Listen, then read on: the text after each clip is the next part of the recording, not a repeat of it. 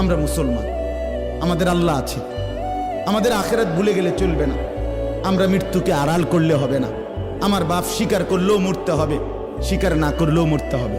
হবে কি না বলেন? চোখ বন্ধ রাখলেও মরতে হবে, চোখ খোলা রাখলেও মরতে হবে।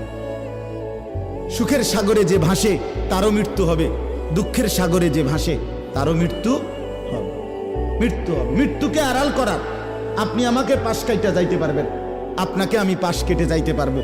আপনি আমারে আড়াল করে চলে গেলেন, আমি আপনারে আড়াল করে চলে যাব, কিন্তু মৃত্যুকে আড়াল করার সুযোগ আছে কি? কথা বলেন না বাপ, কোনো সুযোগ।